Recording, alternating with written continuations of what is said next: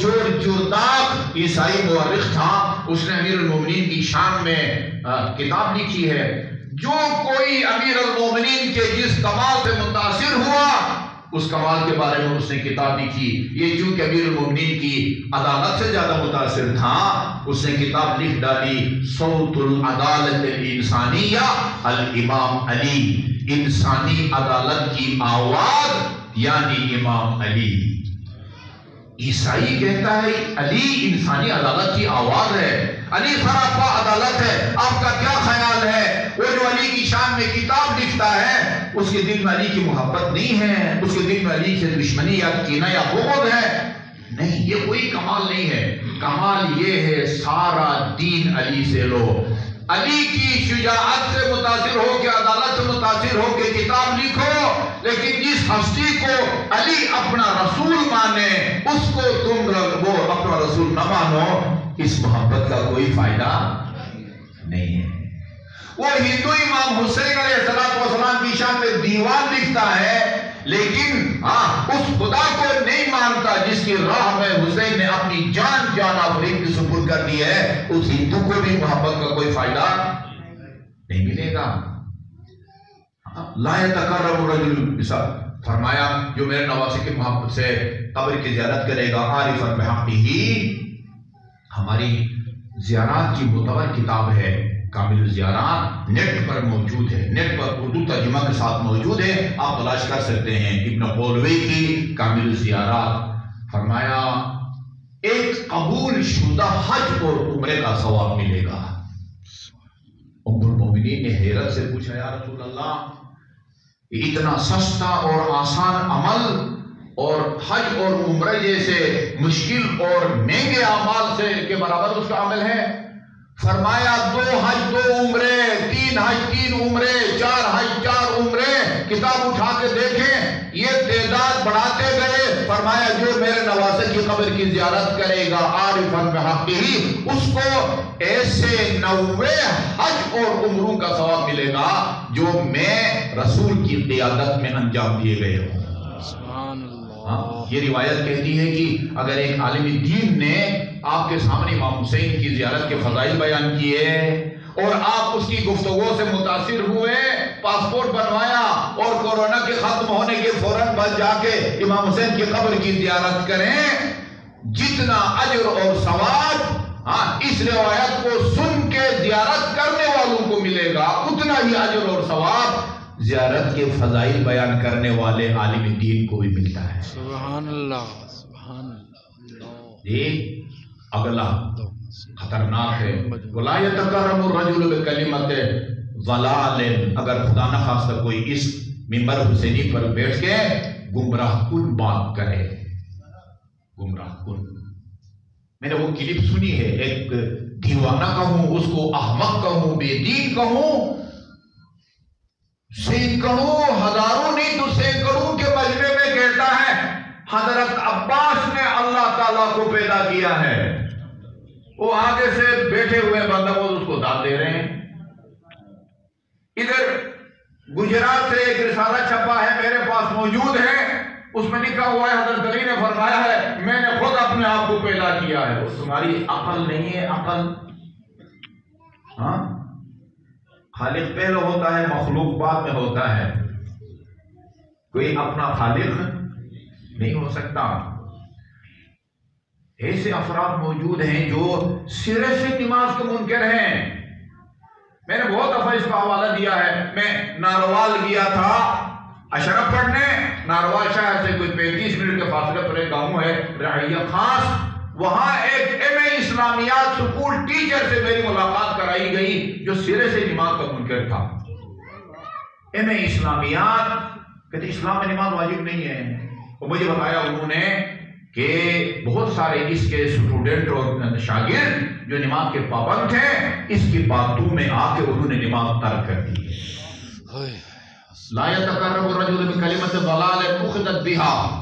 اگر کوئی بندہ منبر پر بیٹھ کے غلط عقائد بیان کرے، واجبات کی اہمیت کو کم کرے، گناہوں کی سنگینی کو کم کرے، اخذت بہا، اور مجمع اس کی باتوں میں آ کے وہی غلط عقیدہ اپنائے، نماز کو ترک کرے، حجاب کو ترک کرے، الا وعلیہ وزر من عمل بہا، جتنے لڑکے جتنے طالب علم نماز ترک کریں گے، جتنا گناہوں کا بوجھ ان کی گردن پر ہوگا، اتنا ہی بوجھ ان کے اس گمراہ کن ٹیچر کے گردن پر بھی ہوگا، جس کی باتوں میں آپ کو ان بیچاروں نے نماز ترک کر دی۔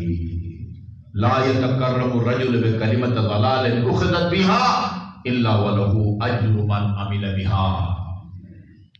خاتون جنت سے ایک بچی نے آ کے سوال کیا، عظمت بتا رہا ہوں عالم دین کی، اس کی خدمات کی، کہا دختر پیغمبر میری والدہ نماز پڑھ رہی تھی، اس کو کوئی شک ہوا ہے، کیا کرے؟ سوال کا جواب دیا، دوسرا تیسرا چوتھا، کھڑے کھڑے 10 سوالات کا جواب دیا دختر پیغمبر نے۔ اس بچی نے کہا کہ دختر پیغمبر میں آپ کو اس سے زیادہ زحمت نہیں دینا چاہتی، میری خاطر اتنی دیر سے آپ کھڑی ہیں اور میرے سوالات کا جوابات دے رہی ہیں۔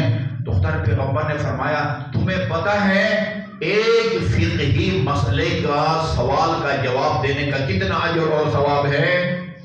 ایک مثال دی دختر پیغمبر نے، اگر یہاں وہ سونے کی ڈھیر ہو، سونے کی ڈھیر، یا آپ تھوڑا سا تصور کریں، پتہ نہیں وہ آسمان تک اس کی جو ہے اونچائی ہو، اس کی کتنی، بلکہ آپ نے یہ فرمایا کہ اگر کسی کو کہا جائے یہ بیگ ہے اور اس کے اندر کچھ سامان ہے، اس کو وہ چھت پر چھوڑاؤ، عام طور پر کوئی 10-15 درہم اس کی مزدوری دی جاتی ہو، اور اسے یہاں کہیں کہ ہم تمہیں 1,00,000 درہم دیں گے، یہ بیگ چھت کو اٹھا کے چھوڑاؤ، اس کو کتنی خوشی ہوگی؟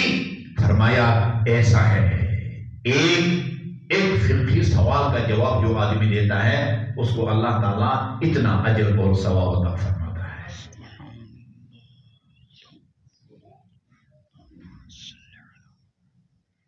یہ بہت صاحب شفقت، دلسوز اور ہمدرد خاتون ہے۔ امام جعفر صادق علیہ السلام نے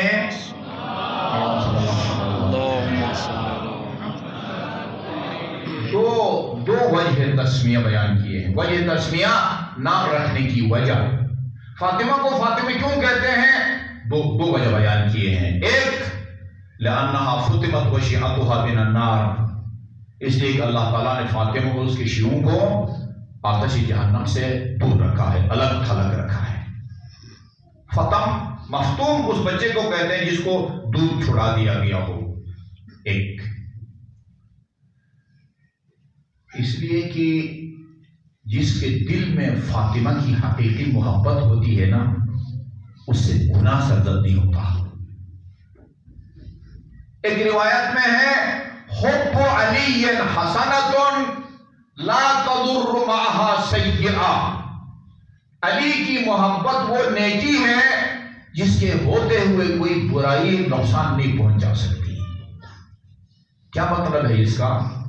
یعنی اگر میرے دل میں علی کی محبت ہے تو جو مرضی کرتا پھروں، رشوت دے لوں، پتہ نہیں سود کھاؤں، وہ کروں، یہ کروں، میں مرفوع قلم ہو جاؤں گا اور مجھ سے پوچھا نہیں جائے گا۔ نہیں، علماء نے یہ رسول خدا کے اس حدیث کی یہ تفسیر کی ہے کہ جس کے دل میں علی کی حقیقی محبت ہوتی ہے اس سے گناہ سرزد ہوتا ہی نہیں ہے تاکہ اس کو وہ نقصان پہنچا سکے۔ جس کے دل میں خاتون محبت کی، جس کا دل خاتون محبت کی محبت سے سرشار ہے، اس سے گناہ سرزد نہیں ہوتا۔ جب گناہ سرزد نہیں ہوگا، خود بخود خاتون جنت کی طرح وہ بھی آتش جہنم سے دور ہوگا۔ دوسری وجہ تسمیہ لأنها فطمت بالعلم، فطمت بالعلم، جب آپ بچے کو 2 سال یا بچی کو 2 سال دودھ پلانے کے بعد اس کو دودھ چھڑا دیتے ہیں، اس سے دودھ کے متبادل کے طور پر بچہ یا بچی کو آپ نرم خوراک اور غذا دیتے ہیں نا، فرماتے ہیں لأنها فطمت بالعلم، دنیا میں بچوں کو 2 سال کے بعد جب دودھ چھڑا دیا جاتا ہے کوئی نرم غذا دلیا یا مدنی میگی پاؤڈر وغیرہ دیتے ہیں بچے کو، اللہ نے فاطمہ کو دودھ کے بدلے میں علم کی دولت سے سیراب کیا ہے۔ سبحان اللہ۔ فاطمہ اس لیے کہتے ہیں، تصور نہیں کر سکتے آپ کی یہ کتنی ہمدرد ہے۔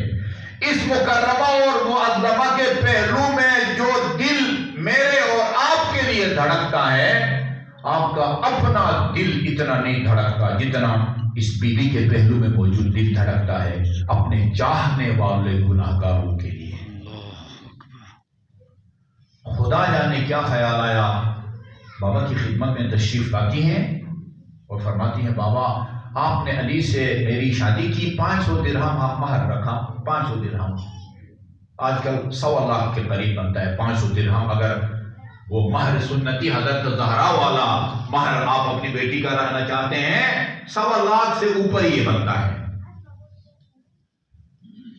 میری شادی کے بعد جو بھی عرب اپنی بیٹی کی شادی کرتا ہے وہ 500 درہم حق مہر رکھ رہا ہے۔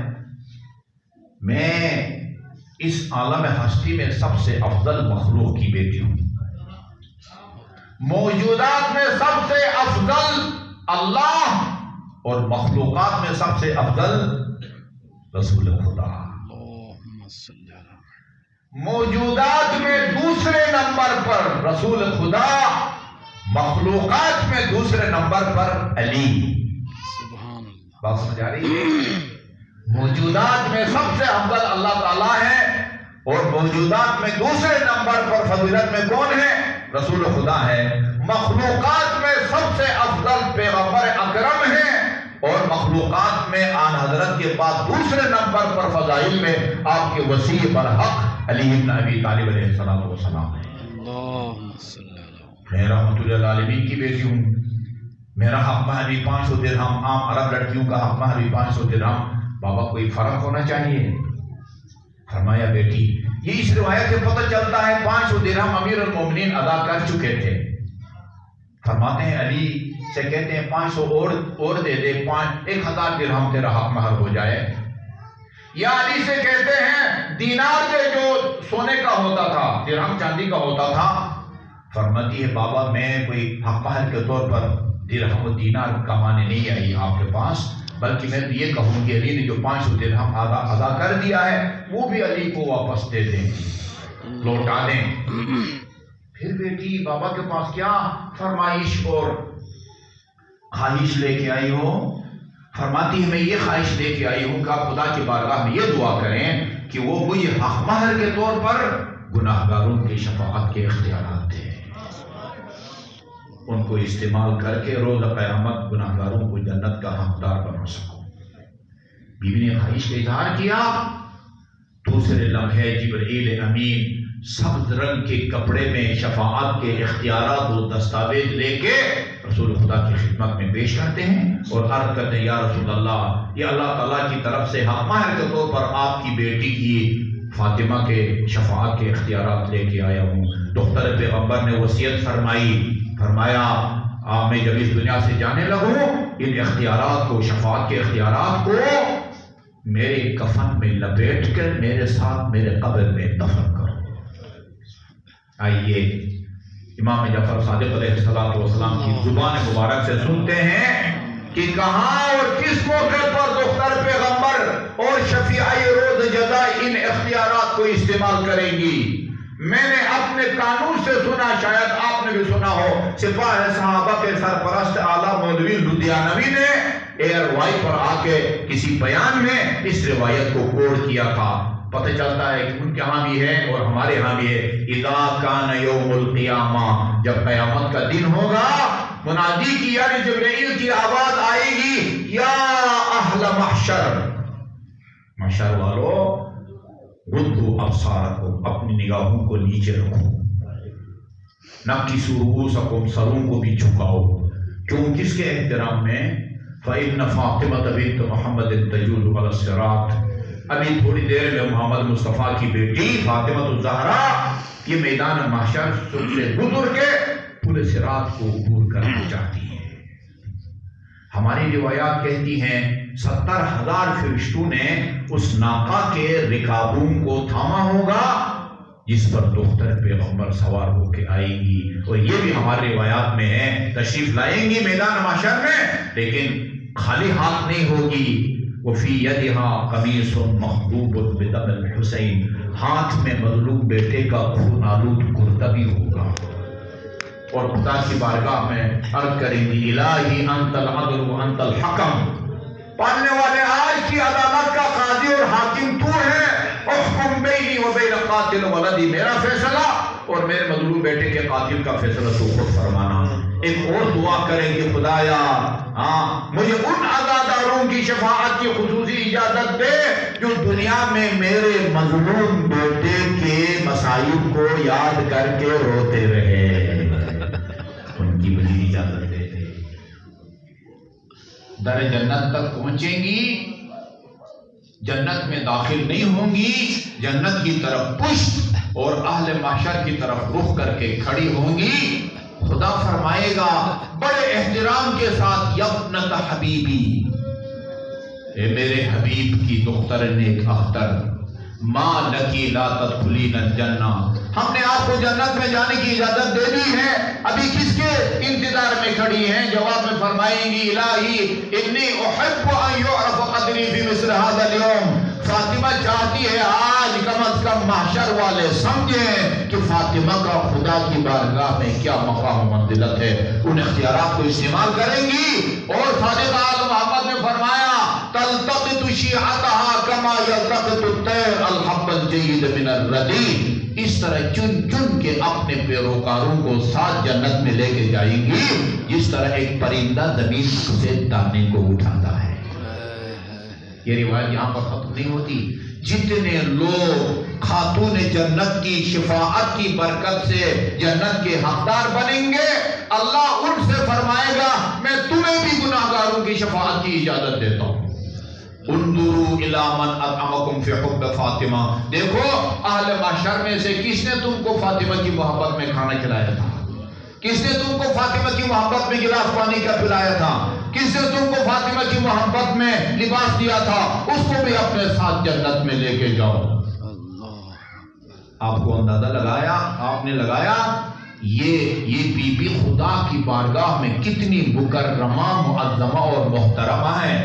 آدم سے لے کر عیسیٰ موسیٰ تک سب سے کہا جائے گا محمد کی بیٹی تشریف لا رہی ہے، ان کے احترام میں نگاہوں کو نیچے رکھو، مگر مجھے عرض کرنے دے ادھر بابا کی آنکھ بند ہوئی۔ الواثقون لظلم آل محمد و محمد الذکر بلا تکفینی، ابھی بابا کو کفن بھی نہیں دیا گیا تھا مگر مسلمان آل محمد پر ظلم و ستم کے لیے کمر بستہ ہو گئے۔ وَمُجَمِّعِ حَطَبٍ عَلَى الْبَيْتِ الَّذِي لَمْ يَجْتَمِعْ لَوْلَا شَمْلُ الدِّينِ، اس بابرکت گھر کے دروازے پر آگ اور لکڑیاں لے کے آئے، وہ گھر گھرانہ نہ ہوتا، آج اسلام کا نام نشان نہ ہوتا۔ وَالدَّاخِلِينَ عَلَى الْبَطُولَةِ بَيْتِهَا وَالْمُسْبِتِينَ لَهَا عَزَّ جَنِينِ، اجازت کے بغیر بلوائی گھر میں داخل ہوئے، بلوائی گھر میں داخل ہوئے۔ روایت ہے اس کے مطابق مرثیہ ہے، قال سلیم قلت للسلمان فیا عجبا یستعبن الامین، مسلمانوں تمہیں تعجب نہیں ہوتا، وہ دروازہ جس کے اوپر کھڑے ہو کے جبرائیل امین اجازت طلب کرتا تھا، یہ اس کے اجازت کے بغیر داخل نہیں ہوتا تھا۔ وَيَحْجُبُ الْخَوُونُ، مگر یہ خائن اجازت کے بغیر داخل ہوتے ہیں۔ قال سلیم قلت لسلمان، میں نے سلیم بن قیس کہتے ہیں میں نے سلمان فارسی سے کہا سلمان بھائی میں نے سنا ہے تو اس در دیوار کے سامنے عینی گواہ ہے، میں اعتبار نہیں کرتا کہ لوگ اجازت کے بغیر داخل ہوئے ہوں گے۔ قد دخلوا ولم يكن استئذان، کیا اجازت کے بغیر تیرے سامنے داخل ہوئے؟ سلمان عرض کرتے ہیں ای وعزت الجباری، مجھے خدا کی عزت و جلال کی قسم کوئی اجازت نہیں لی۔ ستم بالائی ستم یہ کہ لیس علی الزہراء من خماری، اس وقت داخل ہوئے جب بی بی کے بدن پر کوئی بڑی چادر بھی نہیں تھی۔ اور کیا ہوا؟ وَالدَّاخِلِينَ إِمَامُهُمْ بِنَجَاهِهِ وَالْقَائِدِينَ إِمَامُهُمْ بِنَجَاهِهِ، اپنے ہی امام کے گلے میں رسند باندھ کے مسجد کی طرف کشاں کشاں لے گئے۔ اور آپ کو پتہ ہے عزادارو، والے ہیں، علماء سے سنتے بھی ہیں، یہ علی کو اس وقت لے جایا گیا جب زہرا کے پہلو پر دروازہ گر چکا تھا، ایک نہیں دونوں پہلو مجروح ہو چکے تھے، مگر جب بی بی نے دیکھا کہ علی کو لے جایا جا رہا ہے، اپنے پہلو کا درد بھول گئی اور پیچھے پیچھے جاتی ہے، کہتی ہے خلق نعمی اور لاشف لتو آراسی، میرے امام کو رہا کر دو ورنہ بددعا کے لیے سر کے بال کھولوں گی۔ یاد رکھو ما کان ناقۃ صالح و فصیلها فی الفضل عند اللہ الا دونی، میرا مقام کوئی ناقہ صالح سے کم نہیں ہے، جس کی وجہ سے اللہ کی طرف سے عذاب نازل ہوا۔ امیر المومنین نے جب منظر دیکھا، سلمان سے کہا ادرک ابنت محمد، سلمان یہ محمد کی بیٹی باپ کی قبر تک نہ جانے پائے، خدا کی قسم اگر بابا کی قمیص سر پر رکھ کر بددعا کی ابھی ابھی عذاب نازل ہو جائے گا۔ ارباب عذاب سلمان کہتے ہیں بی بی نے نہ کوئی بددعا کی نہ بددعا کے لیے سر کے بال کھولے، ابھی آپ کی زبان پر بابو کا نام آیا، میں نے دیکھا مسجد النبی کی دیواریں زمین سے بلند ہونے لگی۔ عزادارو یہ مسجد النبی کی دیواریں کتنی حساس تھیں، ماں نے دوسرے بالوں کا نام لیا تھا نا، ہماری جان نثار اسی ماں کی عفت ماں بیٹیاں، وہ زینب ام کلثوم، وہ کس طرح ابن زیاد اور یزید کے دربار میں گئی، روایات کہتی ہیں جس انداز میں علی کی بیٹی ابن زیاد کے دربار میں گئی، دخلت زینب بنت علی علی ابن زیاد وہی فی ارذل ثیابها، ابن زیاد کے دربار میں علی کی بیٹی داخل ہوئی، بدن پر پرانا سا لباس تھا، تکتب وجہہا بکمہا، زینب کبریٰ نے اپنے آستین سے چہرے کو چھپایا ہوا تھا، لأن خمارہا قد سلب، اس لیے کہ پردہ تو کربلا میں اشقیاء نے چادر چھین تھی۔ لا اضحق اللہ سن الدہر انتحکت وآل محمد المظلومون قد قہروا ولا حول ولا قوة الا باللہ العلی العظیم، یا محمود بحق محمد ویا اعلی بحق علی ویا فاطر السماوات والارض بحق فاطمہ ویا محسن بحق الحسن ویا قدیم الاحسان بحق الحسین و اولاد المعصومین، خدا بحق محمد و آل محمد جو مومنین مومنات پریشان حال ہیں ان کی پریشانیوں کو دور فرما، مریضوں کو شفاء کامل اور عاجل عطا فرما، بحق محمد و آل محمد جو مومنین مومنات بے روزگار ہیں میرے رزق حلال سے مالا مال فرما، جن مومنین مومنات نے کوئی جائز کاروبار شروع کر رکھا ہے ان کو کاروبار برکت نصیب فرما، خدا بحق محمد و آل محمد انسانیت کو اس عالمی وبا سے جلد از جلد نجات عطا فرما، جو